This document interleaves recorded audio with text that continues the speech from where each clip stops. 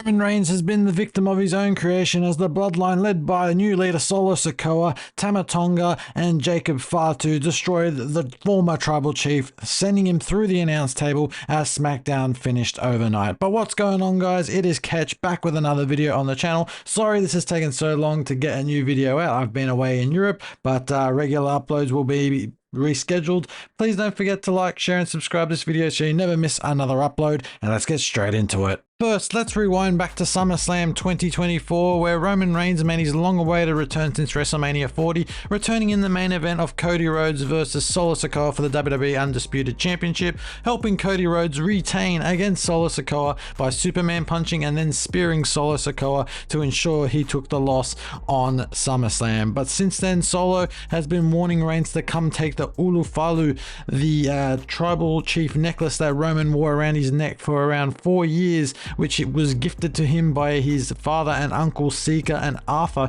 who unfortunately have both recently passed away this year, which now means that Ulufalu has even more importance and meaning to the Bloodline, both on television but also backstage as well. And Solo and Roman had really done a fantastic job of elevating this necklace in this period so far, and I think it'll continue to go further and further, because Roman Reigns has still not said a word on TV since his return. He sort of just shows up, beats whoever's in the ring, and then leaves through the entranceway again. But unfortunately this time on SmackDown it did not work for him, as he was the victim of a 3-on-1 attack by the 2.0 Bloodline, or the Team U Bloodline as I like to call them, in Jacob Fatu, Solo Sikoa, and Tama Tonga. They used Reigns' old Shield triple powerbomb through that announce table to really hammer home the message, and the closing shot of SmackDown was the 2.0 Bloodline standing tall over Roman Reigns. And I think this is going to have some serious implications for the next couple of weeks moving forward, as Roman is really on his own at the moment.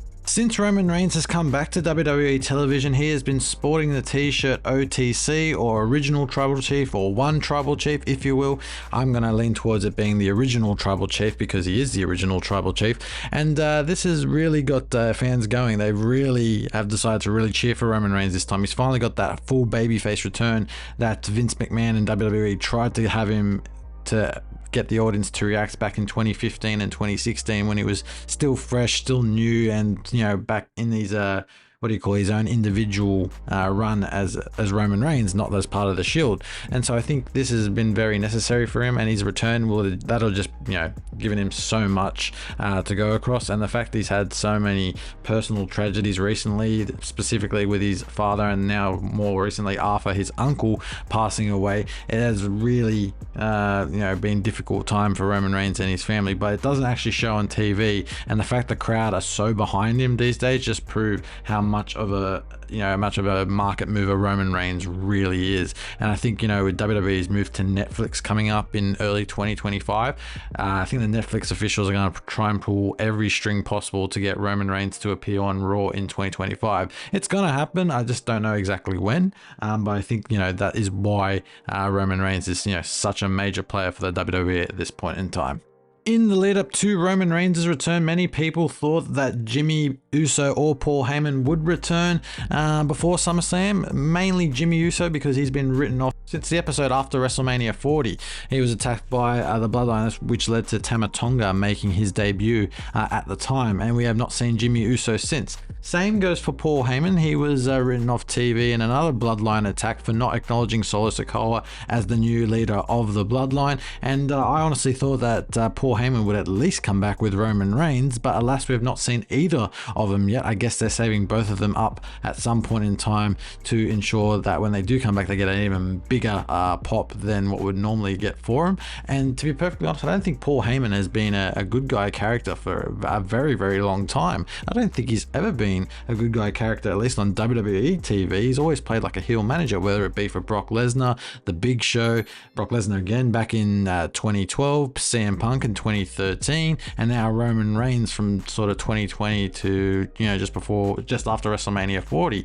So I think there's definitely a lot of different ways the story could go, specifically with Paul Heyman and Jimmy Uso back in the fold. I somehow do think that Jey Uso and Sami Zayn will also be part of the original Bloodline again, coming back to help Roman Reigns, but I think that'll be more long-term storytelling, probably closer towards Survivor Series. And Roman Reigns has done a lot of bad in, you know, the 4 years he was champion in the WWE for, so he's gonna have to do a lot of making up and a lot of, you know, trying to get his family back on his side again. But I think they'll lean on the sort of, you know, line of family equals, you know, bloodline. So I guess they will eventually join up with him. Sami Zayn might be a little trickier because Roman and the Bloodline fully kicked him out of the Bloodline when Sami attacked Roman at the Royal Rumble back in 2023, I believe it was. So Roman's got a lot of work to do, and the fact that he was left at the feet of Solo and the Bloodline 2.0 on the previous episode of SmackDown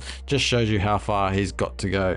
So I guess we'll see what happens with Roman Reigns and the Bloodline story moving forward. But to be perfectly honest, this Bloodline story, it can go any way at this point in time. I just don't know which way it's going to go. But what do you guys think in the comments? Let me know down below, and we'll go from there. But that has been the end of this video, guys. I hope you have enjoyed. Please do give it a like, a share, and a subscribe so you never miss another upload, and I'll see you with another video very shortly. See you guys. Bye.